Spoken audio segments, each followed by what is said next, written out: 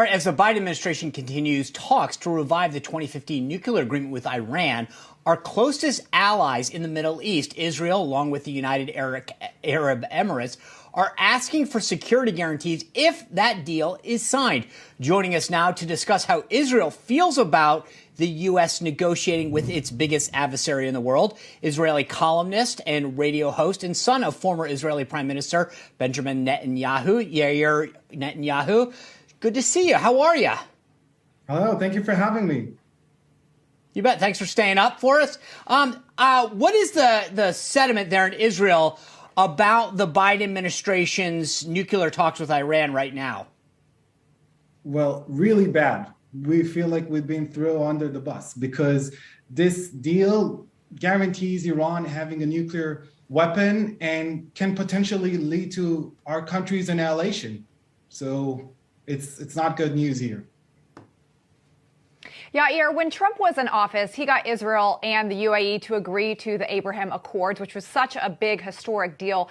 Now, the Biden administration, they can't even get the UAE and Saudi Arabia to talk to Biden on the phone. Does Israel trust the Biden administration to provide the security guarantees it's asking for if this deal is signed with Iran? There is no such security guarantees. Once a crazy regime like Iran that is no different from ISIS or Al-Qaeda have a nuclear capability, and they openly say that their goal with this nuclear weapon is to destroy Israel, is to annihilate Israel. What guarantees can we have? We're in the missile range. There's not many guarantees we can trust in such situation. Yair, there's a report in Axios that the Biden administration is considering removing Iran's Revolutionary Guard from its terrorist blacklist in a separate deal. Now, Trump had designated them as a foreign terrorist organization. The State Department here says no decision has been made on that designation. But if it did go through with this, how do you think that would go over in Israel? This is absolutely crazy. This is a terrorist organization that's responsible for countless of terrorist attacks throughout the Middle East, in Israel, and not just in Israel, also in America. I mean, this regime tried to assassinate John Bolton, who was the former secretary advisor of America, and potentially Mike Pompeo. They're crazy. And now the Biden administration lift all the sanctions off Iran and gives them hundreds of billions of dollars. That this is going to be translated to missiles on Israeli civilians and cities. Israel's Prime Minister, Naftali Bennett, he's been working at playing mediator between Russia and Ukraine, it seems. He met with Putin on March 5th in Moscow. That was at the invitation of Putin. And just this week, he had a phone call with Putin to discuss Ukraine, and then shortly after actually met with President Zelensky as well on the phone. How is all this playing in Israel? Bennett trying to be this mediator? Well, not so well, because Bennett is having only 4% of support in the Israeli public, according to latest polls. He wasn't elected to become a prime minister. He got it through a parliamentary trick.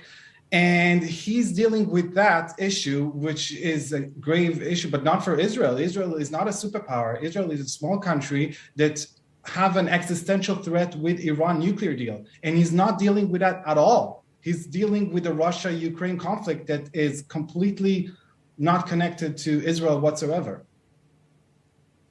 There have been reports that Israel has denied Ukraine's request for the Iron Dome's short-range interceptor, right? I know that Zelensky, the Ukrainian president, is expected to talk with the parliament there on Sunday.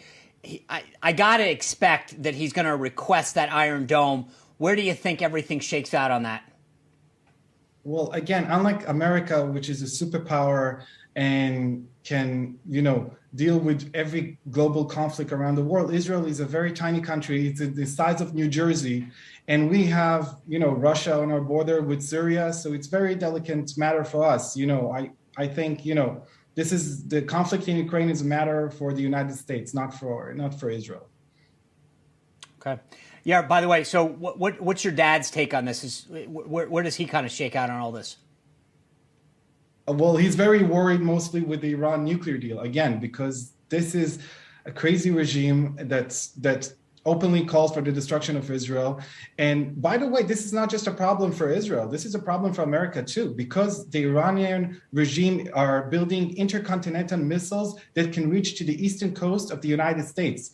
And, once they get the nuclear weapons, who knows what they're going to do with it. So this is a grave concern for him, and I think should be grave concern for every American as well. Is this the kind of issue, though, that he looks at as a platform for a comeback?